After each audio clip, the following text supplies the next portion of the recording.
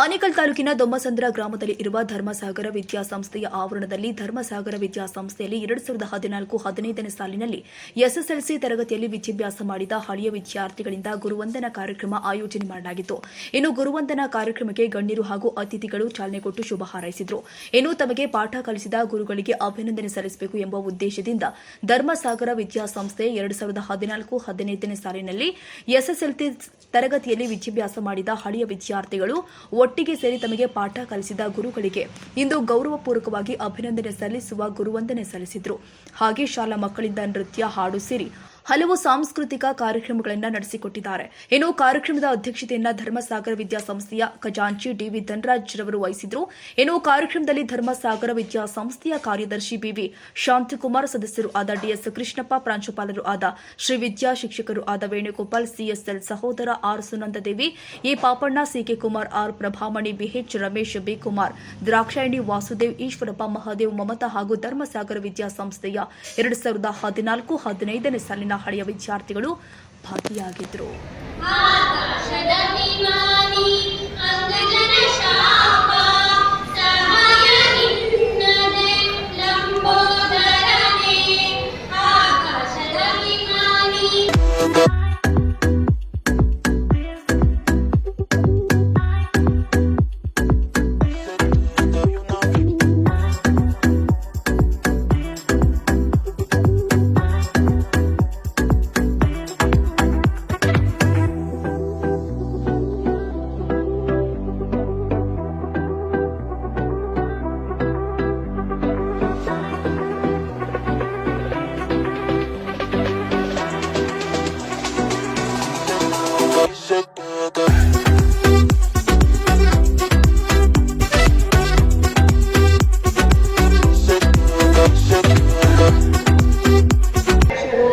ಖಜಾಂಚಿಗಳು ಮತ್ತೆ ಮೆಂಬರ್ಸ್ ಇದ್ದಾರೆ.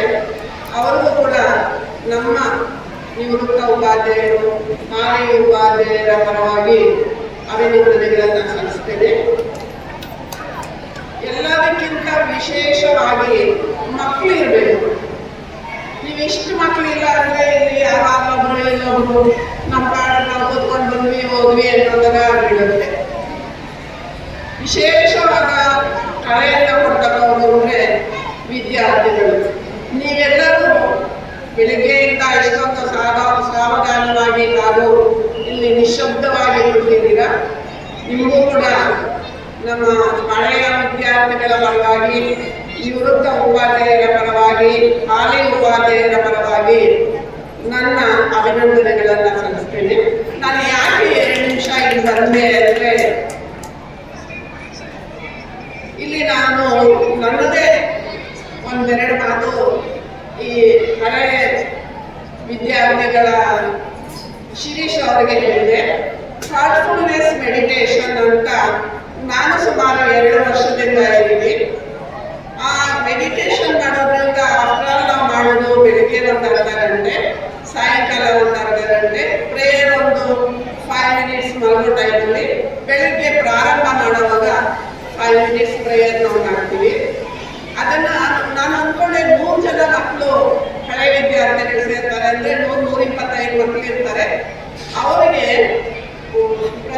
ಗುರುರಾದವರು ಒಂದು 10-15 ನಿಮಿಷ ಈ ಹಾರ್ಟ್ಫುಲ್ನೆಸ್ ಬಗ್ಗೆ ಹೇಳಿದ್ರೆ ಒಂದು 10 ಜನ ಆದರೂ ಅದನ್ನ ಗ್ರಾಸ್ಪ್ ಮಾಡ್ತಾರೆ, ನಮ್ಮ ಜೀವನವನ್ನ ಒಳ್ಳೆ ರೀತಿಯಲ್ಲಿ ನಡೆಸೋದಕ್ಕೆ ಪ್ರಯತ್ನ ಪಡ್ತಾರೆ ಅನ್ನೋ ಒಂದೇ ಒಂದು ಉದ್ದೇಶದಿಂದ ಒಂದಿಲ್ಲಿ ಏನಪ್ಪ ಇದರಲ್ಲಿ ಮಹತ್ವವಾದದ್ದು ಅಂತ ಹೇಳಿದ್ರೆ, ನಾವು ನಮ್ಮ ಮನಸ್ಸನ್ನ ಆರೋಗ್ಯವಾಗಿ ಇಟ್ಟುಕೊಂಡಾಗ ನಮ್ಮ ದೇಹ ಆರೋಗ್ಯವಾಗಿರುತ್ತೆ. ನಮ್ಮ ದೇಹ ಆರೋಗ್ಯವಾಗಿದ್ದಾಗ ನಾನು ಜಾಗರೂಕರಾಗಿರ್ತೇನೆ, ಅಂದ್ರೆ ಅಲರ್ಟ್ನೆಸ್ ಆಗಿರ್ತೇನೆ. ನಾನು ಯಾವಾಗ ಅಲರ್ಟ್ ಆಗಿರ್ತೇನೋ ಆಗ ನನ್ನ ತಪ್ಪುಗಳು ಯಾವುದು ಸರಿ ಯಾವುದು ತಪ್ಪು ಅನ್ನೋ ಅವಲೋಕನ ಮಾಡುವಂತಹ ಆ ಶಕ್ತಿ ಅಥವಾ ಕೇಪಬಿಲಿಟಿ ನನ್ನಲ್ಲಿ ಬರುತ್ತೆ. ಈ ಒಂದು 50-60 ವರ್ಷದ ಹಿಂದೆ ತಗೊಂಡಾಗ ಮನುಷ್ಯನಲ್ಲಿ ಬಹಳಷ್ಟು ಮೌಲ್ಯಗಳಿತ್ತು. ಪ್ರೀತಿ ಇತ್ತು, ವಿಶ್ವಾಸ ಇತ್ತು, ಅನುಕಂಪ ಇತ್ತು, ಕರುಣೆ ಇತ್ತು. ಈಗ ಅದೆಲ್ಲ ಕೂಡ ಕಾಡು ಸೇರಿಕೊಂಡಿದೆ. ಕಾರಣ ಮನುಷ್ಯ ಆದಂಥವನು ದುಡ್ಡಿಂದ ಯಾವಾಗ ಹೊರಟನೋ ಎಲ್ಲ ಮೌಲ್ಯಗಳನ್ನ ಕಳ್ಕೊಂಡ, ಸಂಬಂಧಗಳನ್ನ ಕಳ್ಕೊಂಡ.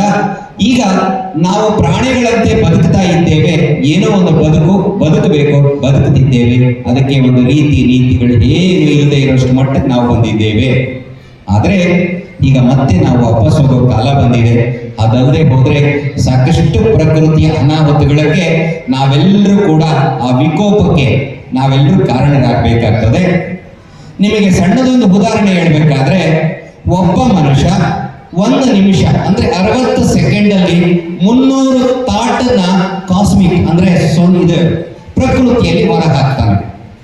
ಆ ಥಾಟ್ಸ್ ಇದು ವ್ಯಕ್ತಿಗತ ಆಗ್ತದೆ ವಿನಃ ಅದು ಎಲ್ರಿಗೂ ಅನ್ವಯಿಸಲ್ಲ. ಅಂದ್ರೆ ನಾವು ಟೋಟಲಿ ತಗೊಂಡಾಗ 1 ನಿಮಿಷದಲ್ಲಿ 60 ಥಾಟನ್ನ 20% ಇರ್ಬೋದು. ತಾವುಗಳು ಹೇಳದಂಗೆ ನಾವು ಸುಸಂಸ್ಕೃತರಾಗಿದ್ದೇವೆ, ಮೌಲ್ಯಗಳನ್ನು ಅಳವಡಿಸ್ಕೊಂಡಿದ್ದೇವೆ. ನಾವು ಈ ಪ್ರಪಂಚದ ಮೋಹಗಳಿಗೆ ಯಾವುದೋ ಬೀಳದೆ ಏನೋ ಅಷ್ಟೇ ಇಷ್ಟೋ ಆಧ್ಯಾತ್ಮಿಕವಾಗಿದ್ದೇವೆ ಅಂದಾಗ ನೀವು ಹೇಳದಾಗೆ ಒಂದಿಷ್ಟು ಥಾಟನ್ನ ಬರ್ತದೆ, ಒಂದು 20%. 60ರಲ್ಲಿ 20 ಹೋದ್ರೆ ಇನ್ನು ಎಷ್ಟು ಪರ್ಸೆಂಟ್ ಇದೆ ಸರ್? 40% ಪ್ರತಿಯೊಬ್ಬ ವ್ಯಕ್ತಿ ನಾವು ಕಾಸ್ಮಿಕಲ್ಲಿ ಅಂದ್ರೆ ಪ್ರಕೃತಿಯಲ್ಲಿ ಎಲ್ಲ ಥಾಟ್ಗಳನ್ನ ನಾವು ಕಾಸ್ಮಿಕಲ್ಲಿ ಹಾಕ್ತಿದ್ದೇವೆ, ಹೊರ ಹಾಕ್ತಿದ್ದೇವೆ. ಅಂದ್ರೆ 1 ನಿಮಿಷದಲ್ಲಿ 60 ಸೆಕೆಂಡಲ್ಲಿ 300 ಥಾಟನ್ನ ನಾವು ಹೊರಗೆ ಹಾಕ್ತಿದ್ದೀವಿ ಅಂದ್ರೆ 1 ಗಂಟೆಗೆ 60 ಸೆಕೆಂಡು ಎಷ್ಟಾಯ್ತು? 3600 ಥಾಟನ್ನ ಹೊರ ಹಾಕ್ತಿದ್ದೀವಿ ಒಬ್ಬನಿಂದ. ಯೋಚನೆ ಮಾಡಿ. ಇನ್ನು 24 ಗಂಟೆಯಲ್ಲಿ 3,60,000 ಥಾಟನ್ನ ಒಬ್ಬ ವ್ಯಕ್ತಿ ನಾವು ಪ್ರಕೃತಿಯಲ್ಲಿ ಹಾಕ್ತಿದ್ದೇವೆ. ಹಾಗಾದರೆ ಒಬ್ಬೊಬ್ಬ ವ್ಯಕ್ತಿ ಇಷ್ಟು ಥಾಟನ್ನ ಹಾಕ್ತಿದ್ದಾನೆ ಎಂದಾಗ ಇಡೀ ಕಾಸ್ಮಿಕ್ ಅಂದ್ರೆ ನಮ್ಮ ಸೊಸೈಟಿ ತುಂಬಾ ಪಾಸಿಟಿವ್ ತುಂಬಿದ್ಯಾ, ನೆಗೆಟಿವ್ ತುಂಬಿದ್ಯಾ ಸರ್? ಸ್ವಲ್ಪ ದಯಮಾಡಿ ನನ್ನ ಕಡೆ ಕಾನ್ಸಂಟ್ರೇಟ್ ಮಾಡಬೇಕು. ಪ್ರತಿ ವ್ಯಕ್ತಿಗೆ, ಉದಾಹರಣೆಗೆ ಮಕ್ಕಳಿಗೆ ಟೀಚರ್ ಬಂದು ಅವರವರದೇ ಆದಂಥ ಒತ್ತಡಗಳಲ್ಲಿ ಕೊಟ್ಟಂತ 40 ನಿಮಿಷನ ಸಮಯನ ತಗೊಂಡು ಅವ್ರಿಗೆ ಏನು ಸಬ್ಜೆಕ್ಟನ್ನ ಕೊಡಬೇಕು ನಿಮ್ಮ ಮುಂದೆ ಇಡ್ತಾರೆ. ಪ್ರತಿಯೊಬ್ಬ ಮಕ್ಕಳು ಅವರವರದೇ ಆದಂಥ ಸಮಸ್ಯೆಗಳಲ್ಲಿ ಅವರು ಕ್ಲಾಸಿಗೆ ಬರ್ತಾ ಇದ್ದಾರೆ. ಟೀಚರ್ದು ಉದ್ದೇಶ ಇರುತ್ತೆ, ನನಗೆ ಏನು ಕೊಟ್ಟಿದ್ದಾರೋ ಅದನ್ನ ಮುಗಿಸ್ಬೇಕು ಅಂತ. ಮಧ್ಯದ 2 ಬೆಂಚ್ ಮಕ್ಕಳಿದ್ದಾವೆ, ಅವು ಸೈಲೆಂಟಾಗಿ ಕೂತ್ಕೊಂಡು ಟೀಚರ್ ಏನು ಹೇಳುತ್ತೋ ಅದನ್ನ ಗಮನಿಸುತ್ತವೆ. ಇನ್ನು 2 ಬೆಂಚು ಆ ಕಡೆ ಇರುವಂತಹ ಮಕ್ಕಳು 50-50 ಇದ್ದಾವೆ, ಅರ್ಧ ಹೊರಗಡೆ ಇದ್ದಾವೆ, ಅರ್ಧ ಒಳಗಡೆ ಇದ್ದಾವೆ. ಇನ್ನು ಲಾಸ್ಟ್ ಬೆಂಚಲ್ಲಿ ಕೂತಿರುವಂತ ಮಕ್ಕಳು ಪೂರ್ತಿ ಹೊರಗಡೆ, ಅವು ಒಳಗಡೆ ಇಲ್ಲವೇ ಇಲ್ಲ. ಸೊ ಈ ರೀತಿ ಆದಾಗ ಟೀಚರ್ ಹೇಳ್ತಕ್ಕಂಥ ಒಂದೇ ವಿಚಾರವನ್ನ ಅವರವರ ಭಾವನೆಗೆ ತಕ್ಕಂತೆ ಅವರನ್ನ ಅರ್ಥ ಮಾಡ್ಕೊಳ್ಳಕ್ಕೆ ಪ್ರಯತ್ನ ಪಡ್ತಾರೆ. ಆದ್ರೆ ಇದು ಎಲ್ಲದಕ್ಕೂ ಟೋಟಲಿ ಕಾರಣ ಏನಪ್ಪಾ ಅಂದ್ರೆ ನಾವು ಹಾಕಿರ್ತಕ್ಕಂಥ ಪ್ರಕೃತಿಯಲ್ಲಿ ನೆಗೆಟಿವ್ ಥಾಟ್ಸ್ ನಮ್ಮನ್ನ ಪದೇ ಪದೇ ಪದೇ ಪದೇ ನಮ್ಮನ್ನ ಅಪ್ಪಳಿಸ್ತಾ ಇರುತ್ತೆ, ನಮ್ಮನ್ನ ಸುತ್ತುವರೆದಿದೆ. ನಾವು ಹೋದಾಗ ಒಂದು ನಮಗೆ ಚಾಪ್ಟರ್ ಇತ್ತು, ನಾವು ಯಾವ್ದಾದ್ರು ಒಂದು ಬಂಡೆ ಹತ್ರನೋ ಅಥವಾ ಎಲ್ಲಾದ್ರೂ ಒಂದು ಕಾಡು ಪ್ರದೇಶಕ್ಕೆ ಹೋಗಿ ನಾವು ಯಾವ್ದಾದ್ರು ಒಂದು ಧ್ವನಿನ ಕರೆದಾಗ ಅದು ನಮಗೆ ರಿಫ್ಲೆಕ್ಟ್ ಆಗ್ತದೆ, ಪ್ರತಿಧ್ವನಿಸುತ್ತೆ ಅಂತ. ಕಾಸ್ಮಿಕಲ್ಲಿ ನಾವು ಏನು ಹಾಕ್ತಿದ್ದೀವಿ ಅದು ನಮಗೆ ವಾಪಸ್ ಕೊಡ್ತಾ ಇದೆ. ಹಾಗಾಗಿನೇ ನಾವು ಯುಗಾಂತರಗಳಲ್ಲಿ ತಗೊಂಡಾಗ ಫಸ್ಟ್ ಯುಗ ಸತ್ಯುಗ ಅಥವಾ ಕೃತಯುಗ ಅಂತ ಕರೀತಾರೆ. ಆ ಯುಗದಲ್ಲಿ ಒಬ್ಬ ಮನುಷ್ಯ 1,00,000 ವರ್ಷ ಬದುಕಿದ್ದ ಅಂತ ನಮ್ಮ ವೇದ ಉಪನಿಷತ್ತುಗಳು ಉಲ್ಲೇಖ ಮಾಡುತ್ತೆ, ಅರ್ಥ ಮಾಡ್ಕೊಳ್ಳಿ. ಆದ್ರೆ ನಾವು ಇವಾಗ ಎಲ್ಲಿ ತಂದಿಟ್ಟುಕೊಂಡಿದ್ದೀವಿ? 25ರಿಂದ 30 ವರ್ಷಕ್ಕೆ ಬಂದಿದ್ದೀವಿ. ಹಾಸನದಲ್ಲಿ 24-25 ವರ್ಷದ ಹುಡುಗರು, 30ರಿಂದ 40 ಹುಡುಗರು ಹಾರ್ಟ್ ಅಟ್ಯಾಕ್ ಆಗಿ ಹೋಗ್ತಾ ಇದ್ದಾರೆ. ಕಾರಣ ಇವತ್ತಿನ ನಮ್ಮ ರೀತಿ ನೀತಿಗಳು, ನಾವು ಬೆಳೆಸ್ಕೊಂಡಿರ್ತಕ್ಕಂಥ ವ್ಯವಸ್ಥೆ, ನಾವು ತಿಂತಕ್ಕಂಥ ಆಹಾರ ಎಲ್ಲವೂ ಕಲುಷಿತವಾಗಿ ಮನಸ್ಸು ವಿಚಲಿತ ಆಗಿ ವಿಕೃತ ಆಗಿ ಮಾಡಬಾರ್ದನ್ನ ಸೊಸೈಟಿಯಲ್ಲಿ ನಾವೆಲ್ಲರೂ ಕೂಡ ಮಾಡ್ತಿದ್ವಿ. ನಾನು ಕಣ್ಣು ಓಪನ್ ಮಾಡಿ ಅನ್ನೋವರೆಗೂ ಯಾರು ಕಣ್ಣನ್ನ ಓಪನ್ ಮಾಡಬಾರ್ದು.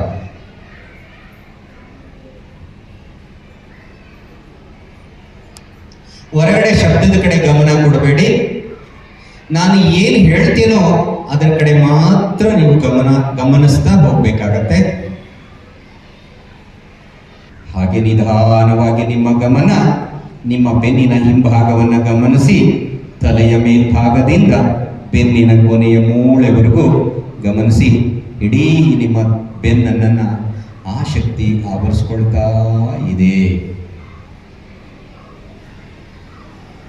ನಿಮಗೆ ಯಾರ್ಯಾರಿಗೆ ಬೆನ್ನಿನ ಸಮಸ್ಯೆಗಳಿದೆಯೋ ಆ ಎಲ್ಲ ನೋವು ಆ ಒಂದು ಶಕ್ತಿಯಲ್ಲಿ ಕರಗಿ ಹೋಗ್ತಾ ಇದೆ. ನಿಮ್ಮ ಬೆನ್ನಿನ ಸ್ನಾಯುಗಳೆಲ್ಲವೂ ಕೂಡ ವಿಶ್ರಾಂತಿ ಹೊಂದುತ್ತಿದೆ. ಹಾಗೆ ನಿಧಾನವಾಗಿ ನಿಮ್ಮ ಗಮನ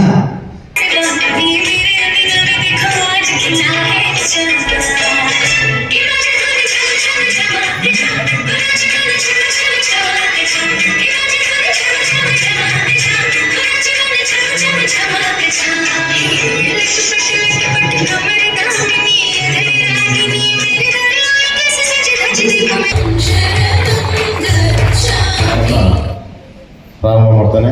ಪ್ರೀತಿಯ ವಿದ್ಯಾರ್ಥಿಗಳೇ, ಇವತ್ತು ಏನು ನೀವು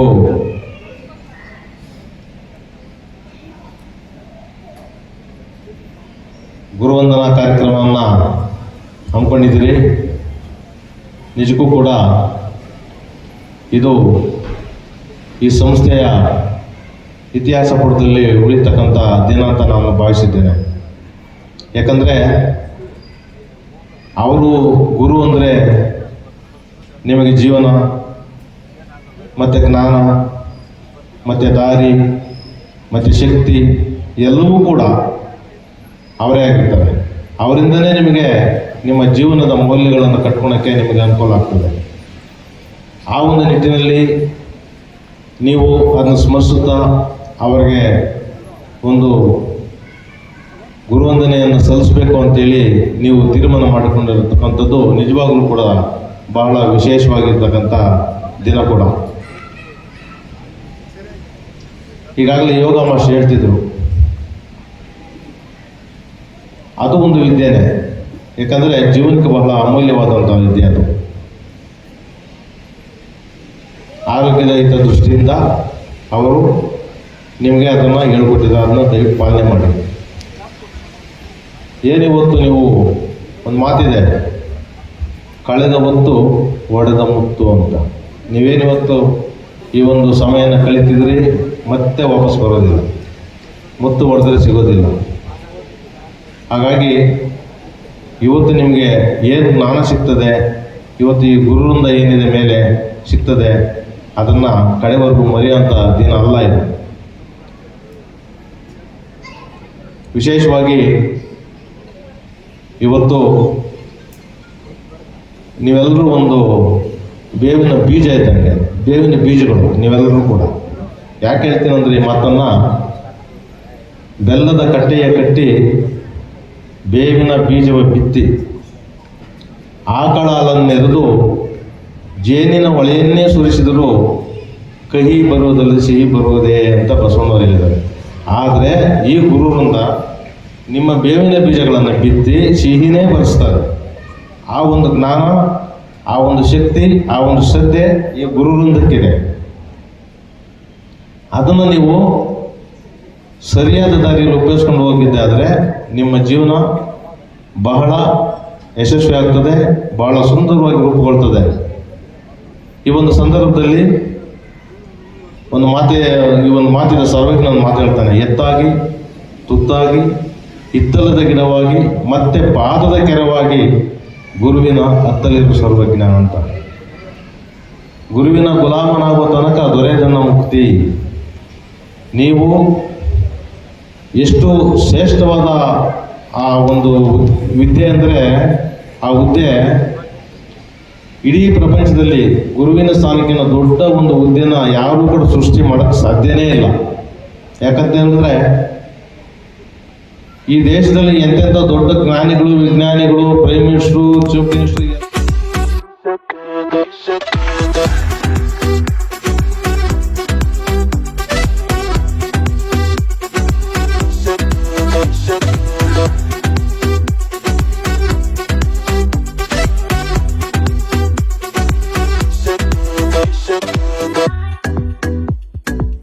ನೆನಪಿರ್ಬೋದು. ಬ್ಯಾಟಲ್ ಆಫ್ ಪ್ಲಾಸಿ ನಾನೇ ಕೂಡ ಪಾಠ ಮಾಡಿದ್ದೀನಿ, ಅದನ್ನು ನೆನಪಿರ್ಬೋದಲ್ಲಮ್ಮ. Battle of Plassey 1757, Sirajul Daula Robert Clive, remember or not? Yes, very good. ಅಲ್ಲಿ ಪ್ರಾರಂಭ ಆಯ್ತು ನೋಡಿ. The British gain the victory in that battle of Plassey. ಅಲ್ಲಿ ಸ್ಟಾರ್ಟ್ ಆಯ್ತು. 1947 ಎಲ್ರಿಗೂ ಗೊತ್ತಿದೆ ನಮಗೆ. We got an independent. 190 years exactly ಅವರು ನಮ್ಮನ್ನ ಗುಲಾಮರನ್ನಾಗಿ ಮಾಡ್ಕೊಂಡ್ರು ಅಂತ ನಾವು ಅವಾಗ ಭಾವಿಸಿದ್ದು. ಗುಲಾಮರು ಅಂದ್ರೆ ನಾವು ಅವರ ಸೇವಕರಾಗಿ. ಆದರೆ ಗುರುವಿನ ಗುಲಾಮರಾಗೋದು ಅಂತಂದ್ರೆ ವಿಧೇಯರಾಗ್ತಕ್ಕಂಥದ್ದು, ವಿನಯತೆಯನ್ನು ತೋರಿಸ್ತಕ್ಕಂಥದ್ದು. ಆಗ ಮಾತ್ರ ನಾವು ನಮ್ಮ ಎತ್ತರಕ್ಕೆ ಬೆಳೀಲಿಕ್ಕೆ ಸಾಧ್ಯ ಆಗುತ್ತೆ ಅನ್ನೋ ಅರ್ಥದಲ್ಲಿ. ಆದ್ರಿಂದ devotion, determination, dedication, punctuality, regularity, 5 principle ನೆನಪಿರ್ಬೋದು. 14 ಮತ್ತು 15ನೇ ಸಾಲ ಅಲ್ಲ ನೀವು?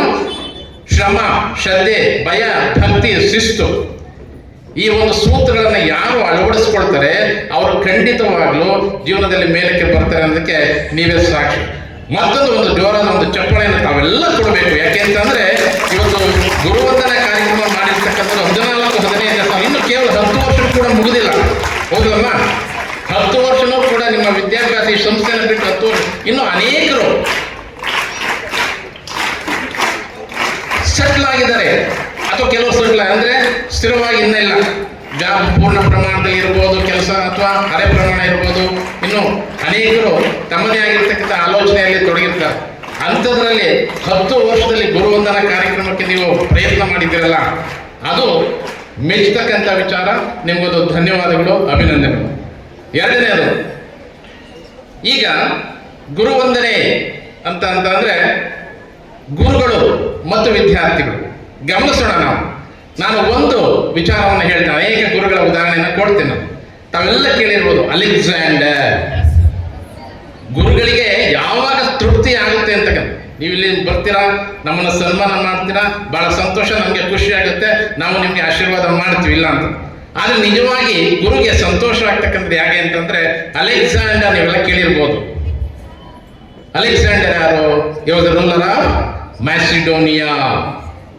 ಗ್ರಾಜುಯಲಿ ಅವನು ಬಹಳ ಪರಾಕ್ರಮಶಾಲಿ, ಭಯಂಕರ ಪ್ರಮುಖಶಾಲಿ. ಅವನ ಆಸೆ ಏನಾಗಿತ್ತು? ನಾನೇ ಹೇಳಿದ್ದೀನಮ್ಮ, ಏನಾಗಿತ್ತು ಅವನ ಆಸೆ? ಇಡೀ ಪ್ರಪಂಚವನ್ನ ಜಯಗಳಿಸಬೇಕು, ಇಡೀ ಪ್ರಪಂಚಕ್ಕೆ ನಾನು ರಾಜನಾಗಬೇಕು ಅನ್ನೋದು ಹೆಬ್ಬೈಕೆ ಇತ್ತು. ಅಂಥ ಪರಾಕ್ರಮಶಾಲಿ. ಅವನಿಗೂ ಒಂದು ಗುರಿ ಇದೆ, ಉದ್ದೇಶ ಇದೆ. ದೂರದಲ್ಲಿ ಇಡೀ ಪ್ರಪಂಚವನ್ನು ನಾನು ಗೆಲ್ಲಬೇಕು ಅಂತ. ಆ ಗುರಿಯನ್ನು ತಲುಪಲಿಕ್ಕೆ ಒಬ್ಬ ಗುರು ಬೇಕಲ್ಲ ಅವನಿಗೆ. ಯಾರು? Was the teacher of Alexander? Aristotle. Aristotle ಅಂತಕ್ಕಂಥ ಬಹಳ ಪ್ರಸಿದ್ಧ ಗ್ರೀಕ್ ದೇಶದ ಫಿಲಾಸಫರ್, ತತ್ವಜ್ಞಾನಿ. ಬರ್ಬಿಟ್ಟಿದ್ರೆ 10 ವರ್ಷ ಆಗಿದೆ, ಇರಲಿ, ನೋ ಪ್ರಾಬ್ಲಮ್, ತೊಂದರೆ ಇಲ್ಲ. ಅರಿಸ್ಟಾಟಲ್ ಅಲೆಕ್ಸಾಂಡರ್ನ ಗುರು. ಅವರು ಅಲೆಕ್ಸಾಂಡರ್ ಏನೇನು ಬೇಕು? ಶಿಕ್ಷಣ, ಶಸ್ತ್ರಾಭ್ಯಾಸ, ಕುದುರೆ ಸವಾರಿ, ನೌಕಾಯಾನ, ಅವೆಲ್ಲವನ್ನೂ ಕಲಿಸ್ತಾರೆ. ಎಲ್ಲವನ್ನ ಕಲಿಸಿ ಗಟ್ಟಿಮುಟ್ಟಾಗಿ ಅವರ ಗುರಿಯನ್ನ ಸಾಧನೆಯನ್ನ ಮಾಡಲಿಕ್ಕೆ ತಯಾರು ಮಾಡ್ತಾರೆ. ಆಗ ಅಲೆಕ್ಸಾಂಡರ್ ಏನ್ ಮಾಡ್ತಾರೆ? ಮ್ಯಾಸಿಡೋನಿಯಾ ಆಯಿತು, ಗ್ರೀಕ್ ವಶಪಡಿಸ್ಕೊಂಡ್ರು. ಅವರ ಉದ್ದೇಶ ಏನು? ಇಡೀ ಪ್ರಪಂಚವನ್ನ ಜಯಗಳಿಸಬೇಕು ಅಂತ ಹೇಳಿ ಗುರುಗಳಿಗೆ ಹೇಳ್ತಾರೆ, ಗುರುಗಳೇ ನಾನು ಹೊರಡ್ತಾ ಇದ್ದೀನಿ, ಯುದ್ಧ ಮಾಡಲಿಕ್ಕೆ ಹೋಗ್ತಾ ಇದ್ದೀನಿ, ಪ್ರಪಂಚವನ್ನ ಗೆಲ್ಲಿಸ್ಕೊಂಡು ಬರಬೇಕು, ಪ್ರಪಂಚಕ್ಕೆ ರಾಜನಾಗಬೇಕು, ಹೋಗ್ತಾ ಇದ್ದೀನಿ. ಮೊದಲಿಗೆ ಸಂಪದ್ಭರಿತವಾದ ದೇಶ ಇದೆಯಲ್ಲ ಭಾರತದ ಮೇಲೆ ನಾನು ದಾಳಿಯನ್ನ ಪ್ರಾರಂಭ ಮಾಡ್ತೀನಿ, ನೀವು ನನಗೆ ಆಶೀರ್ವಾದ ಮಾಡಬೇಕು. ಗುರುಗಳು ಆಶೀರ್ವಾದ ಮಾಡಿದ್ರು ವಿದ್ಯಾರ್ಥಿಗೆ, ಹೋಗ್ಬಾರ್ದು. ಹೋಗ್ಬೇಕಾದ್ರೆ ಅಲೆಕ್ಸಾಂಡರ್ ಒಂದು ಮಾತನ್ನ ಹೇಳ್ತಾನೆ ಅವ್ರ ಗುರುಗೆ, ಗುರುಗಳೇ ಖಂಡಿತವಾಗ್ಲಿ ನಿಮ್ಮ ಆಶೀರ್ವಾದದಿಂದ ನಾನು ನನ್ನ ಗುರಿಯನ್ನ ಮುಟ್ತೇನೆ, ವಾಪಸ್ಸು ದೇಶಕ್ಕೆ ಬರಬೇಕಾದ್ರೆ ನಾನು ನಿಮ್ಗೆ ಏನು ಕಾಣಿಕೆ ತರಲಿ, ಗುರು ಕಾಣಿಕೆ ಅಂತ. ಆಗ ಗುರು ಹೇಳ್ತಾರೆ ತನ್ನ ಶಿಷ್ಯನಿಗೆ, ವಿದ್ಯಾರ್ಥಿಗೆ, ಅಲೆಕ್ಸಾಂಡರ್ ನೀನು ಈಗ ಹೋಗ್ತಾ ಇರ್ತಕ್ಕಂಥ ಕೆಲಸ ಅಥವಾ ಇಟ್ಕೊಂಡಿರ್ತಕ್ಕಂಥ ಗುರಿ ಅದನ್ನ ಸಾಧನೆ ಮಾಡಿ ವಿಜಯೀಶಾಲಿಯಾಗಿ ನೀನು ವಾಪಸ್ಸು ನಮ್ಮ ದೇಶಕ್ಕೆ ಬಾ, ಅದೇ ನನಗೆ ನೀನು ಕೊಡ್ತಕ್ಕಂಥ ದೊಡ್ಡ ಕಾಣಿಕೆ ಅಂತ ಹೇಳ್ತಾರೆ. ಅದರ ಅರ್ಥ ಏನು? ಪ್ರತಿಯೊಬ್ಬ ಗುರುಗಳು ಗುರುಗಳೇನಿದ್ದಾರೆ ಅವ್ರ ಎಲ್ಲ ಉದ್ದೇಶಗಳು ಏನಪ್ಪಾ ಅಂತಂದ್ರೆ ನಿಮ್ಮ ಗುರಿ ಉದ್ದೇಶ ಸಾಧನೆ ಮಾಡ್ತಕ್ಕಂಥದ್ದು ಅವರ ಹೆಬ್ಬೈಕೆ ಆಗಿರ್ತದೆ. ಅದಕ್ಕಿಂತ ಹೆಚ್ಚಿಗೆ ದೊಡ್ಡ ಕಾಣಿಕೆ ಮತ್ತೊಂದು ಗುರುಗಳಿಗೆ ಬೇಕಾಗಿಲ್ಲ. ಆದ್ದರಿಂದ ನೀವು ವಿನಯತೆ, ವಿದ್ಯೆ ಎಲ್ಲವನ್ನ ಕಲಿತು ನಿಮ್ಮ ಗುರಿ ಸಾಧನೆಯಲ್ಲಿ ನಲಿಯುತ್ತ ಓಲಾಡಿ ಚೆಲುವಿನ ಬಲೆಯ ಬೀಸಿದಳು, ಈ DMM ಶಾಲೆಯಲ್ಲಿ ನೆಲೆಸಿದಳು. ಇದು ಯಾವ ಜನುಮದ ಪುಣ್ಯವೋ, ಈ ಕಣ್ಗಳು ಮಾಡಿದ ಪುಣ್ಯವೋ. ಓಹೋ ಆಡುವ ನುಡಿಯೇ ಕನ್ನಡ ನುಡಿ, ಚಿನ್ನದ ನುಡಿ. ನಾವಿರುವ ತಾಣವೇ ಗಂಧದ ಗುಡಿ, ಅಂದದ ಗುಡಿ. ಹೇಳ್ತೀನಿ, ನೀವು ಮಕ್ಕಳೆಲ್ಲ ದೊಡ್ಡವರಾಗಿರ್ತೀರಾ. ತುಂಬ ಸಲ ಸಮಾರಂಭಗಳಲ್ಲಿ ಹೋದಾಗೆಲ್ಲ ವಿಶ್ ಮಾಡ್ತಾರೆ, ಪಾಪ ಬಂದು ಮಾತಾಡ್ತಾರೆ. ನಾನು ಫಸ್ಟ್ ಹೆಸರು ಕೇಳ್ತೀನಿ, ಏನು ಅನ್ಕೋಬೇಡಿ, ನಿಮ್ಮ ಫೇಸ್ ಜ್ಞಾಪಕ ಇದೆ, ಹೆಸರು ಜ್ಞಾಪಕ ಇಲ್ಲ, ದಯವಿಟ್ಟು ಹೇಳಬೇಡಿ ಅಂದಮೇಲೆ ಅವರು ಮಾತಾಡ್ತಾರೆ. ಅದು ಪ್ರೀತಿಯ ಕಾರಣದಿಂದ. ಗೌರವ ಬೇರೆ, ಪ್ರೀತಿ ಬೇರೆ. ಟೀಚರ್ಸ್ ಸಿಕ್ಕಿದಾಗೆಲ್ಲ ವಿಶ್ ಮಾಡ್ತೀವಿ ಗೌರವದಿಂದ. ಪ್ರೀತಿಯಿಂದ ಮಾತಾಡೋದು ಅಂದರೆ ಅವ್ರು ಇರೋ ಹತ್ರ ಹೋಗಿ ನಿಂತ್ಕೊಂಡು ಮಾತಾಡಿ ಅವರ ಕುಶಲೋಪರಿ ವಿಚಾರಿಸಿ, ನಿಮ್ಮ ಕುಶಲೋಪರಿ ಅವ್ರ ವಿಚಾರ, ಅದು ಪ್ರೀತಿ. ಪ್ರೀತಿಗೆ ಒಂದು ಸಣ್ಣ ಕಥೆ ಹೇಳ್ಬಿಡ್ತೀನಿ ನಾನು. ಒಂದು 15-16 ವಯಸ್ಸಿನ ಮಾನ್ವಿ ಅನ್ನೋ ಒಂದು ಹುಡುಗಿಗೆ ರಕ್ತಹೀನತೆಯ ಕಾಯಿಲೆ ಇರುತ್ತೆ. ಆ ಪೇರೆಂಟ್ಸು, ಪೋಷಕರು ಕರ್ಕೊಂಡೋಗಿ ಹಾಸ್ಪಿಟ್ಲಲ್ಲಿ ತೋರಿಸ್ತಾರೆ. ಯಾವುದೋ ಅವರ ಊರಿಗೆ ಹತ್ರ ಇರೋ ಹಾಸ್ಪಿಟ್ಲಲ್ಲಿ. ಅವರು ಇಲ್ಲಿ ಆಗೋದಿಲ್ಲ, ಇದು ಇನ್ನೂ ಸ್ವಲ್ಪ ಉತ್ತಮವಾದ ಆಸ್ಪತ್ರೆಗೆ ಕರ್ಕೊಂಡೋಗಿ ಅಂತ ಹೇಳ್ತಾರೆ. ಆ ಮಗುನ ಉತ್ತಮವಾದ ಆಸ್ಪತ್ರೆಗೆ ಕರ್ಕೊಂಡು ಹೋಗ್ತಾರೆ. ಆ ಚಿಕ್ಕ ಆಸ್ಪತ್ರೆನಲ್ಲೂ ಎಲ್ಲ ಚಿಕಿತ್ಸೆಗಳನ್ನ, ಫಲಿತಾಂಶಗಳು ಎಲ್ಲ ಬಂದಿರುತ್ತೆ. ಆ ಇನ್ನೊಂದು ದೊಡ್ಡ ಆಸ್ಪತ್ರೆನಲ್ಲೂ ಎಲ್ಲ ಪರೀಕ್ಷೆ ಮಾಡಿದಾಗ ಸೇಮ್ ರಿಸಲ್ಟ್ ಬಂದಿರುತ್ತೆ. ಅಲ್ಲಿರೋ ವೈದ್ಯರಿಗೆ ಆಶ್ಚರ್ಯ ಆಗ್ಬಿಡುತ್ತೆ. ಏನು ಇವ್ರು ನೋಡಿದ್ರೆ ಹೀಗಿದ್ದಾಳೆ, ರಿಸಲ್ಟ್ ಒಂದೇ ಥರ ಇದೆಯಲ್ಲ ಅಂತ ಹೇಳ್ಬಿಟ್ಟು ಅವ್ರಿಗೆ ಅನುಮಾನವಾಗಿ ಮತ್ತೊಮ್ಮೆ 3ನೇ ಸಲ ಪರೀಕ್ಷೆ ಮಾಡಿಸ್ತಾರೆ. ಆವಾಗೂ ಹಾಗೆ ಇರುತ್ತೆ, ಅಂದರೆ ವಾಸಿಯಾಗಿರುತ್ತೆ ಅವಳಿಗೆ. ಆ ಸಣ್ಣ ಹಾಸ್ಪಿಟ್ಲಲ್ಲಿ ಇಷ್ಟು ಕಾಯಿಲೆ ಇದೆ ಅಂತ ಹೇಳಿ ಕಳಿಸಿದ್ರಲ್ಲ, ಇವಾಗ ಏನೂ ಇಲ್ಲ ಇವಳಿಗೆ, ಅದು ಹೇಗೆ ನಮ್ಮ ರಿಸಲ್ಟೇ ತಪ್ಪ ಅಂತ ಇನ್ನೊಂದ್ಸಲ ಮಾಡಿಸ್ತಾರೆ. ಆವಾಗೂ ಅವಳು ಆರೋಗ್ಯವಾಗಿರ್ತಾರೆ. ಆವಾಗ ಡಾಕ್ಟರ್ಸ್ ಆಕೆ ಹತ್ರ ಬಂದ್ಬಿಟ್ಟು ಮಗು ಹತ್ರ, ಅಮ್ಮ ನಿನ್ಗೆ ಏನು ಕಾಯಿಲೆ ಇಲ್ಲ, ನೀನು ಮನೆಗೆ ಹೋಗ್ಬೋದು ಅಂತಾರೆ. ಅವಳು ಹೇಳ್ತಾಳೆ, ಹೌದು ಡಾಕ್ಟ್ರೇ, ನನಗೂ ಅನ್ನಿಸ್ತಾ ಇದೆ, ನನಗೆ ಇವಾಗ ಏನೂ ಕಾಯಿಲೆ ಇಲ್ಲ, ನಾನು ಮನೆಗೆ ಹೋಗ್ಬೋದಾ ಅಂತ. ಆ ಸಂದರ್ಭದಲ್ಲಿ ಮತ್ತೊಬ್ಬ ವೈದ್ಯರು ಬಂದ್ಬಿಟ್ಟು ಆಕೆ ಹತ್ರ ಮಾತಾಡ್ತಾರೆ, ಅಮ್ಮ ನಿನ್ನ ಹತ್ರ ನಾನು ಸ್ವಲ್ಪ ಮಾತಾಡಬೇಕು, ನಿನ್ನಲ್ಲಿ ಏನೋ ಒಂದು ವಿಶೇಷವಾದ ಪರಿವರ್ತನೆ ಆಗಿದೆ. ಆ ಹಾಸ್ಪಿಟ್ಲಲ್ಲಿ ಕಾಯಿಲೆ ಇದ್ದಿದ್ದು ನಿಜ, ಆದರೆ ಇಲ್ಲಿ ಬರೋ ಅಷ್ಟೊತ್ತಿಗೆ ಏನೋ ಒಂದು ಪರಿವರ್ತನೆ ಆಗಿದೆ, ಏನಮ್ಮ ಅದು ಸ್ವಲ್ಪ ಹೇಳು ನನಗೆ ಅಂತ ಹೇಳ್ತಾರೆ. ಆವಾಗ ಅವಳು ಹೇಳ್ತಾಳೆ, ನನ್ನ ಜೀವನದಲ್ಲಿ ಒಬ್ಬರನ್ನ ತುಂಬ ದ್ವೇಷಿಸ್ತಾ ಇದ್ದೆ, ವಿಪರೀತ ದ್ವೇಷಿಸ್ತಾ ಇದ್ದೆ.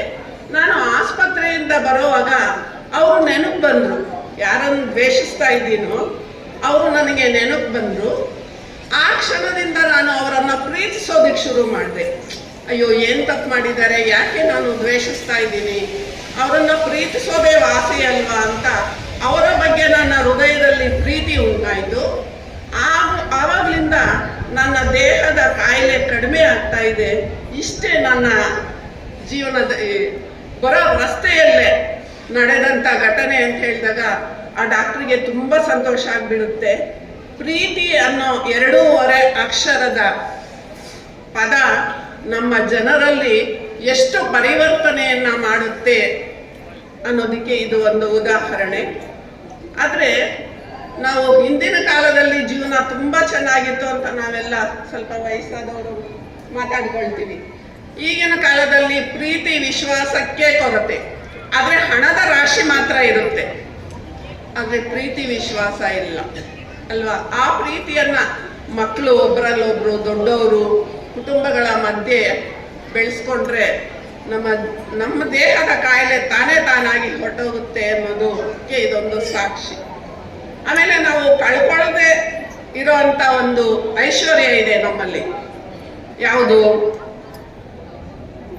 ಯಾರು ಕತ್ಕೊಂಡು ಹೋಗೋದಕ್ಕಾಗಲ್ಲ ನಾ ಐಶ್ವರ್ಯನ. ವಿದ್ಯಾಭ್ಯಾಸ ನೋಡಿ, ಅಲ್ಲಿ ಪಾಪ ಮಕ್ಳಿಗೆ ಸಾಕಾಗ್ಬಿಟ್ಟಿರುತ್ತೆ. ನಾವು ಮಕ್ಕಳಾಗಿದ್ದಾಗ ಹಾಗೆ ವಿದ್ಯಾಭ್ಯಾಸ ನೋಡಿ, ಗಮನವಿಟ್ಟು ವಿದ್ಯಾಭ್ಯಾಸವನ್ನ ಅರಿತಾಗ ವಿದ್ಯಾಭ್ಯಾಸಕ್ಕೆ ಕೊನೆ ಇಲ್ಲ. ಓದ್ತಾ ಇದ್ರೆ ಓದ್ತಾನೇ ಇರಬೇಕು. ಜ್ಞಾನವನ್ನ ಸಂಪಾದನೆ ಮಾಡಿದಾಗ ನಮಗೆ ಯಾವ ಮನೆ ಬೇಡ, ಯಾವ ದೇಶ ಬೇಡ, ಯಾವ ದೇಶದಲ್ಲೋದ್ರೂ ನಮ್ಮ ಜೀವನವನ್ನ ನಾವು ನಡೆಸೋದಕ್ಕೆ ಸಾಧ್ಯ ಆಗುತ್ತೆ.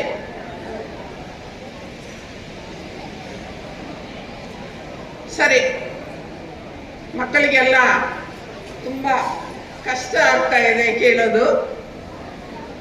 ನೀವು ಒಂದು ಕೆಲಸ ಮಾಡಿ, ಟೀಚರ್ಸ್ ಪಾಠ ಮಾಡೋದಕ್ಕೆ ಬಂದಾಗ ಸೈಲೆಂಟಾಗಿ ಕೂತ್ಕೊಂಡು ಅವ್ರ ಪಾಠನ ಕೇಳಿ. ಅವ್ರು ಮಾಡೋ ಪಾಠನ ಕೇಳಿದ ಮೇಲೆ ನೀವು ಓದಿದ್ರೆ ಬರೀತಾರೆ. ಇದಕ್ಕೆ ಕಾರಣ ಒಂದು ಶಿಕ್ಷಣ ಕಲಿತಂಥ ವ್ಯವಸ್ಥೆ ಇತ್ತು. ಆ ಶಿಕ್ಷಣ ಇಲ್ಲದೆ ಹೋಗಿದ್ರೆ ಅವರು ಅಷ್ಟು ಎತ್ತರಕ್ಕೆ ಬರೋಕ್ಕೆ ಸಾಧ್ಯ ಆಗ್ತಿರಲಿಲ್ಲ. ಅದಕ್ಕೆ ಒಬ್ಬ ವ್ಯಕ್ತಿಗೆ ಶಿಕ್ಷಣ ಬಹಳ ಮುಖ್ಯ ಅನ್ನೋದಕ್ಕೆ ಇವೆಲ್ಲ ಉದಾಹರಣೆಗಳನ್ನು ನಾವು ತಗೊಳ್ತೀವಿ. CSL ಹೇಳೋದು ಅಬ್ದುಲ್ ಕಲಾಂ ಅವರು ಕೂಡ ಅತ್ಯಂತ ಬಡತನದಲ್ಲೇ ರಾಮೇಶ್ವರದಲ್ಲಿ ಜನಿಸಿದಂಥ ವ್ಯಕ್ತಿ. ಕಡೆಗೆ ದೇಶ ವಿದೇಶಗಳು ತಿರುಗಿ ನೋಡುವಂಥ ಒಂದು ವಿಜ್ಞಾನಿಯಾದ. ಇಂಥ ಎಲ್ಲ ಕೆಲಸಗಳನ್ನು ಮಾಡಿಕೊಟ್ಟ ಶಿಕ್ಷಣ ಸಂಸ್ಥೆಗೆ ಕೊಟ್ಟಂಥ ಕೊಡುಗೆ ಕರ್ನಾಟಕದಲ್ಲಿ ಮೈಸೂರು ಯದುವಂಶ ಯದುರಾಯರಿಗೆ ಸಲ್ಲುತ್ತೆ. 1399ರಲ್ಲಿ ಯದುರಾಯರಿಂದ ಸ್ಥಾಪಿಸಲ್ಪಟ್ಟ ಮೈಸೂರು ಸಂಸ್ಥಾನ 1947ರವರೆಗೆ 550 ವರ್ಷಗಳ ಕಾಲ ಸುದೀರ್ಘವಾಗಿ ಭಾರತ ದೇಶದಲ್ಲಿ ಆಳಿದಂಥ ಯಾವುದೇ ಒಂದು ರಾಜವಂಶ ಇತ್ತು ಅಂದರೆ ಅದು ಮೈಸೂರು ಸಂಸ್ಥಾನ. ಅಂಥ ಸಂಸ್ಥಾನದಲ್ಲಿ ಸುಮಾರು 25 ರಾಜರುಗಳು ಆಳ್ವಿಕೆಯನ್ನು ಮಾಡ್ತಾರೆ.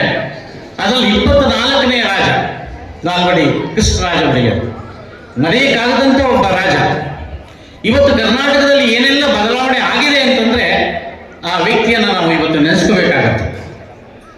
ಜೂನ್ 4, 1884ರಲ್ಲಿ ಜನಿಸ್ತಾರೆ. ಆಗಸ್ಟ್ 4, 1940ರಲ್ಲಿ ವಿಧುನರಾಗ್ತಾರೆ. ಕೇವಲ 56 ವರ್ಷಗಳಲ್ಲಿ ಅವರು ಮಾಡಿದಂತಹ ಸಾಧನೆ ಸಾವಿರಾರು ವರ್ಷಗಳು ಕೂಡ ಇವತ್ತು ನೆನಪಲ್ಲಿ ಇಟ್ಕೋಬೇಕಾಗುತ್ತೆ. ಜೂನ್ ತಿಂಗಳಲ್ಲಿ ಮೊಟ್ಟಮೊದಲನೇ ಬಾರಿಗೆ KRS ಕಟ್ಟಿದ ನಂತರ ತುಂಬಿದ್ದು ಇದೇ ಮೊದಲ ಬಾರಿ. ಅಂತ ಒಂದು KRS ಕಟ್ಟಿದಂತ ಒಬ್ಬ ಮಹಾನ್ ವ್ಯಕ್ತಿ ನಾಲ್ವಡಿ ಕೃಷ್ಣರಾಜ ಒಡೆಯರು. 1912ರಲ್ಲಿ ಅದು ಕಂಪ್ಲೀಟ್ ಆಗುತ್ತೆ. ಇವರು ಕೊಟ್ಟಂತ ಕೊಡುಗೆ ಏನಪ್ಪಾ ಅಂತಂದ್ರೆ, ಅತ್ಯಂತ ಕಡೆಯ ಒಬ್ಬ ವ್ಯಕ್ತಿಗೂ ಕೂಡ ಪರಿಶಿಷ್ಟ ಜಾತಿ ಪರಿಶಿಷ್ಟ ಪಂಗಡ ಅಂತ ಏನು ನಮ್ಮಲ್ಲಿ ಸಮಾಜದಲ್ಲಿ ಇತ್ತು, ಅಂತಹ ಸಮಾಜದಲ್ಲಿ ಅತ್ಯಂತ ಹೀನವಾಗಿದ್ದಂಥ ಆ ಕುಟುಂಬಕ್ಕೆ ರಿಸರ್ವೇಶನ್ ಪದ್ಧತಿಯನ್ನ ಇಡೀ ಭಾರತ ದೇಶದಲ್ಲಿ ಮೊಟ್ಟ ಮೊದಲ ಬಾರಿಗೆ ತಂದಂತ ಒಬ್ಬ ಮಹಾನ್ ವ್ಯಕ್ತಿ ಅಂದ್ರೆ ನಾಲ್ವಡಿ ಕೃಷ್ಣರಾಜ ಒಡೆಯರು. ಅವರು ಕೇವಲ 14 ವರ್ಷ ಇದ್ದಂಥ ಸಂದರ್ಭದಲ್ಲಿ ಅವರ ತಂದೆಯನ್ನು ಕಳ್ಕೊಳ್ತಾರೆ. 10ನೇ ಚಾಮರಾಜ ಒಡೆಯರು, ತಾಯಿ ಕೆಂಪನಂಜಮ್ಮಣಿ ವಾಣಿವಿಲಾಸ ಸನ್ನಿಧಾನ, ಅಲ್ಲಿವರೆಗೂ ಅವರಿಗೆ ಪಟ್ಟಾಭಿಷೇಕ ಮಾಡ್ತಾರೆ. ಆದ್ರೆ 18ನೇ ವರ್ಷದವರೆಗೂ ತಾಯಿ ನೋಡ್ಕೊಳ್ತಾರೆ. ಆ ತಾಯಿಯು ಕೂಡ ಅಷ್ಟೇ ರಾಜ್ಯವನ್ನು ಚೆನ್ನಾಗಿ ನಡೆಸ್ಕೊಂಡು ಬರ್ತಾರೆ. ಇವರು ಅಧಿಕಾರ ಪಡೆದ ನಂತರ ನಮ್ಮ ಕರ್ನಾಟಕದಲ್ಲಿ ವಿಶ್ವವಿದ್ಯಾಲಯಗಳು ಇರಲಿಲ್ಲ. ಆಗಿನ ಕಾಲದಲ್ಲಿ ಮದ್ರಾಸಿನಲ್ಲಿ ಕ್ವಶನ್ ಪೇಪರ್ ತಯಾರಾಗ್ತಿತ್ತು, ಅವರೇ ವ್ಯಾಲ್ಯೂಯೇಷನ್ ಮಾಡ್ತಿದ್ರು, ನಮ್ಮ ಡಿಗ್ರಿ ಸರ್ಟಿಫಿಕೇಟ್ ಕೊಡ್ತಿದ್ರು. ಆದರೆ ನಮ್ಮಲ್ಲೇ ಒಂದು ವಿಶ್ವವಿದ್ಯಾಲಯ ಸ್ಥಾಪನೆ ಮಾಡಬೇಕು ಅಂತ ದೂರದೃಷ್ಟಿಯನ್ನು ಇಟ್ಕೊಂಡು 1916ರಲ್ಲಿ ಮೊಟ್ಟ ಮೊದಲನೇ ಬಾರಿಗೆ ಮೈಸೂರು ವಿಶ್ವವಿದ್ಯಾಲಯವನ್ನು ಸ್ಥಾಪನೆ ಮಾಡಿದಂಥ ಒಬ್ಬ ಮಹಾನ್ ವ್ಯಕ್ತಿ ಇವತ್ತು ಅತ್ಯಂತ ಎತ್ತರಕ್ಕೆ ಬೆಳೆದಿದೆ. ಸುಮಾರು 2000 ಎಕರೆಗಳಲ್ಲಿ ಎಲ್ಲ ವಿಷಯಗಳಲ್ಲೂ ಇವತ್ತು ಅಲ್ಲಿ ಸ್ನಾತಕೋತ್ತರ ಪದವಿಗಳನ್ನು ನಾವು ಕಾಣಬಹುದು. ಅವರು ಕೊಟ್ಟಂತ ಕೊಡುಗೆ ಅಪಾರವಾಗಿದೆ. ರಿಸರ್ವೇಶನ್ ಸಿಸ್ಟಮ್ನ ಇಡೀ ಭಾರತದಲ್ಲಿ ಮೊಟ್ಟ ಮೊದಲ ಬಾರಿಗೆ ತಂದಂಥವರು. ಪ್ರತಿನಿಧಿಯ ಸಭೆ ಅನ್ನೋದು ಕೇವಲ ಹೆಸರೇ ಮಾತ್ರ ಇತ್ತು. ಆದರೆ ಅವರೆಲ್ಲರೂ ಆ ಜನಗಳನ್ನೆಲ್ಲ ಕರೆದ ಪ್ರತಿನಿಧಿ ಸಭೆಯನ್ನು ಮಾಡಿದರು. ಶಿಕ್ಷಣ ಕ್ಷೇತ್ರಕ್ಕೆ ಕೊಟ್ಟಂತ ಕೊಡುಗೆ ಅಪಾರ. 1915ರಲ್ಲಿ ಆಗಿನ ಕಾಲದಲ್ಲೇ ಇನ್ನು ನಮ್ಮ ಕರ್ನಾಟಕ ಏಕೀಕರಣನೇ ಆಗಿಲ್ಲ.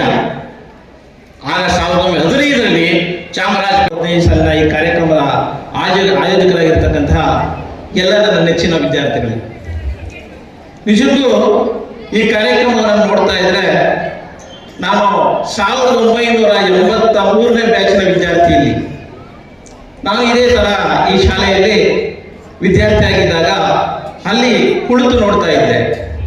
ಅಂದ್ರೆ ನಿಮಗೆ ಚೇರ್ ಒಂದು ವ್ಯವಸ್ಥೆ ಇದೆ.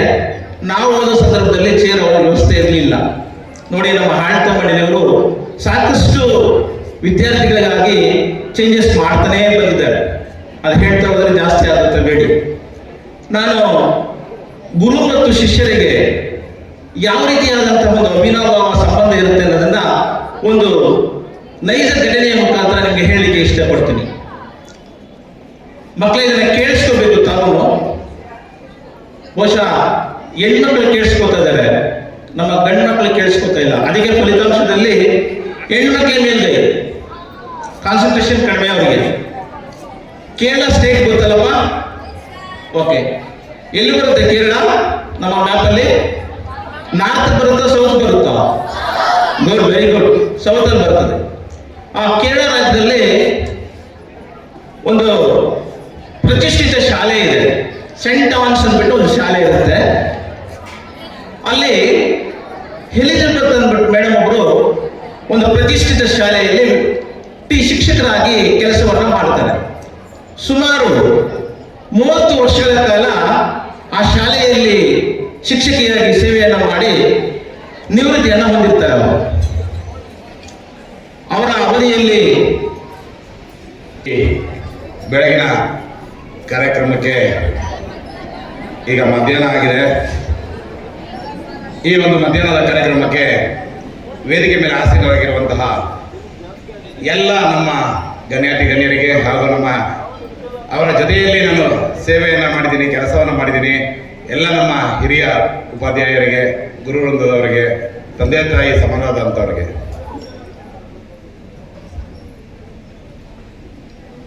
ಒಂದು ತಿಳ್ಕೊಳ್ಳಿ. ಈಗೇನು ಚಪ್ಪಾಳೆ ಹೊಡೆದ್ರಿ, ಮಕ್ಕಳಲ್ಲಿ ಶಿಸ್ತು ಬರಬೇಕು, ಸಂಯಮತೆ ಬರಬೇಕು, ಉತ್ತಮವಾದ ನಡೆನುಡಿಯನ್ನು ಕಲಿಸಬೇಕು. ಇಲ್ಲಿ ಸಲ್ಲುವವನು ಅಲ್ಲಿನೂ ಸಲ್ಲುವನಯ್ಯ, ಇಲ್ಲಿ ಸಲ್ಲದವನು ಅಲ್ಲಿಯೂ ಸಲ್ಲಲಾರ, ಎಲ್ಲಿಯೂ ಸಲ್ಲಲಾರ. ಯಾಕೆಂದ್ರೆ ಒಂದು ಮಾತನ್ನ ಹೇಳ್ತೀನಿ ಮಕ್ಕಳೇ, ಈಗ ನಾನು ಎಷ್ಟೇ ಹೊಡಿಲಿ ಬೈಲಿ ಏನೇ ಮಾಡಲಿ, ನೀವು ನಾನು ಮಾತಾಡಬೇಕು ಅಂದ್ರೆ ನಿಮ್ಮ ಬಂದಂತಹ ಒಂದು ಆ ಮಾತು ನಾನು ಹಾಡಬೇಕಾ, ನಾನು ಮಾತಾಡಬೇಕಾ ಇಲ್ಲೇ ಕಾಣಿಸ್ಕೊಳ್ಳುತ್ತೆ.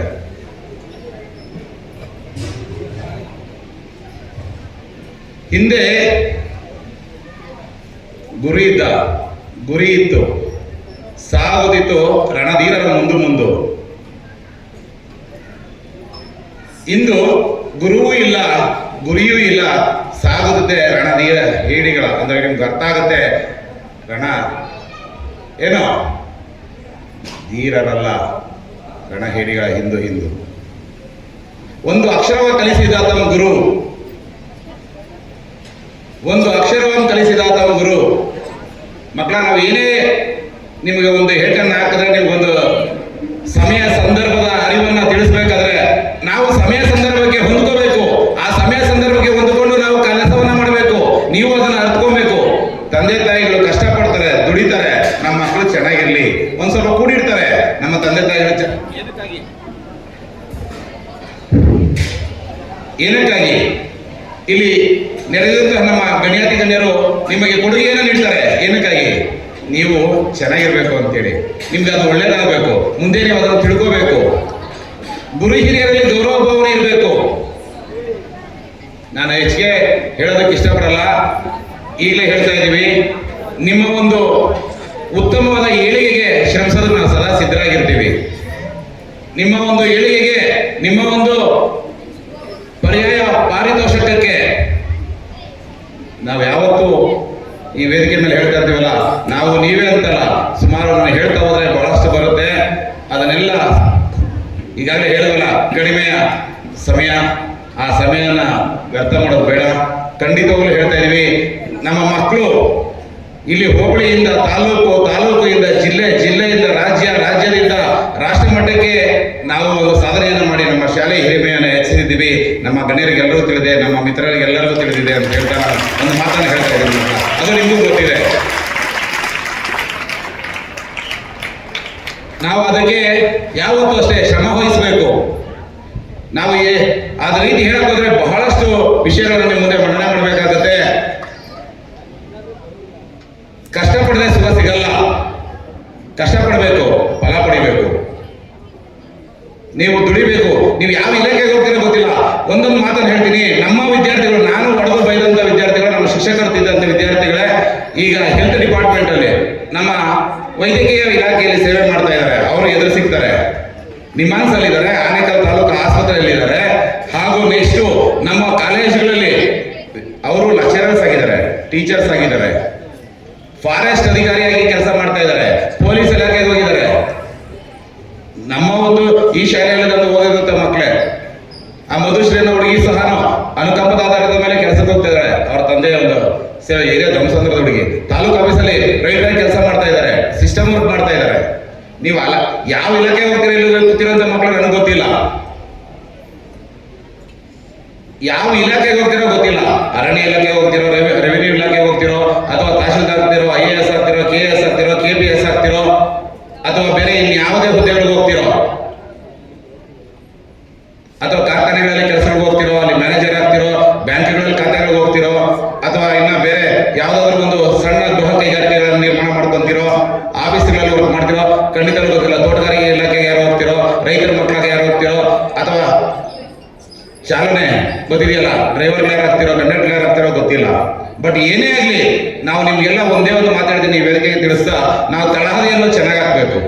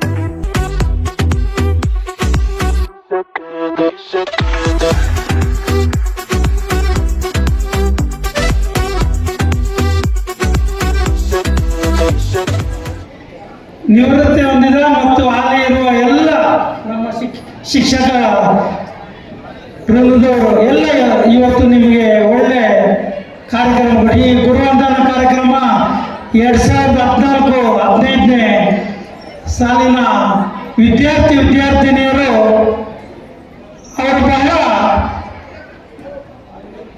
ಸಂತೋಷವಾಗಿ ನಮಗೆ ನಾವು ಗುರುಗಳಿಗೆ ಗುರುವಂದನ ಕಾರ್ಯಕ್ರಮ ಮಾಡಬೇಕು, ನಾವೆಲ್ಲ ವಿದ್ಯಾರ್ಥಿಗಳು ಎಲ್ಲ ಒಂದೊಂದು ರೀತಿ ಒಂದು ವೇದಿಕೆಯಲ್ಲಿ ಸೇರಬೇಕು. ಆ ವೇದಿಕೆ ನಮ್ಮ ಧರ್ಮಸಾಗರ ಸಂಸ್ಥೆಯಲ್ಲಿ ಅವಕಾಶ ಬೇಕು ಅಂತ 2-3 ತಿಂಗಳಿಂದ ಆ ಸುದರ್ಶನ್ ಶ್ರೀಸಾಮ್ ಟೀಮ್ ಅವರೆಲ್ಲ ಎಲ್ಲರ ಹೆಸರು ಹೇಳೋಕ್ಕಾಗಲ್ಲ, ಸಮಯ ಆಗ್ತೈತೆ. ಎಲ್ಲ ಕೇಳಿದಾಗ ಗುರುವಂದನೆ ಕಾರ್ಯಕ್ರಮ 92-93ನೇ ಸಾಲಿನವರು ಬಹಳ ವಿಜೃಂಭಣೆ ಮಾಡಿದ್ರು. ನೀವು ಮಾಡಿ ಸಂತೋಷ ಅಂತ ಹೇಳಿದಿಗೆ ಅವರು ಇವತ್ತು ಕಾರ್ಯಕ್ರಮ ಹಮ್ಮಿಕೊಂಡು ಮಾಡಿದ್ದಾರೆ. ಎಲ್ಲ ಗುರುಗಳ ಒಂದು ಪ್ರತಿಯೊಂದು ಮಾತು ವ್ಯರ್ಥ ಆಗಲ್ಲ, ಅದು ಅಮರ. ಪ್ರತಿಯೊಂದು ಜೀವನದಲ್ಲಿ ನೀವು ಅಳವಡಿಸ್ಕೊಳ್ಳೋದಕ್ಕೆ ಒಂದೊಂದು ಅಮರದ ಒಂದು ನುಡಿ ಇರ್ತೈತೆ, ಮುತ್ತಿನ ನುಡಿ ಇರ್ತೈತೆ. ನಿನ್ನೆ ಮೋಟಿವೇಶನ್ ಮಾಡಿದಾಗ ಸುರೇಶ್ ಗೌಡರು ಒಳ್ಳೆ ವಿಚಾರಗಳು ನಿಮಗೆ ತುಂಬಿದ್ದಾರೆ. ಇವತ್ತು ಈ ಕಾರ್ಯಕ್ರಮದಲ್ಲಿ ನಮ್ಮ ನಿವೃತ್ತ ಶಿಕ್ಷಕರು ಮತ್ತು ಹಾಲಿ ಶಿಕ್ಷಕರೆಲ್ಲ ಒಳ್ಳೆ ವಿಚಾರ ತುಂಬಿದ್ದಾರೆ. ನೀವು ಅದನ್ನ ಅಳವಡಿಸ್ಕೊಬೇಕು. ಸಂಪತ್ತು ತಾತ್ಕಾಲಿಕ, ಶಾಶ್ವತ ಅಲ್ಲ.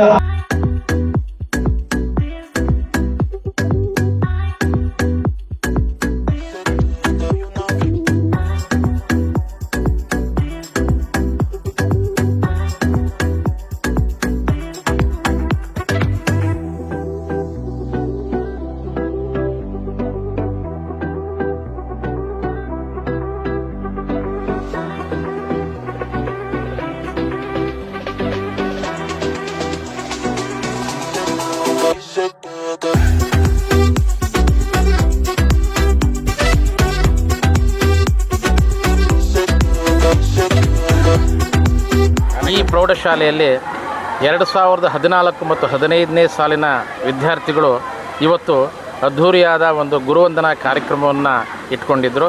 ಅದನ್ನು ಸಂಪೂರ್ಣವಾಗಿ ಯಶಸ್ವಿಯಾಗಿ ನಡೆಸಿಕೊಟ್ಟಿದ್ದಾರೆ. ಮೊದಲನೇದಾಗಿ ನಾವು ಆ ಒಂದು ಬ್ಯಾಚಿನ ಎಲ್ಲ ವಿದ್ಯಾರ್ಥಿ ಸಮೂಹಕ್ಕೆ ಹೃತ್ಪೂರ್ವಕವಾಗಿರ್ತಕ್ಕಂಥ ಧನ್ಯವಾದಗಳನ್ನು ಹೇಳ್ತೀವಿ.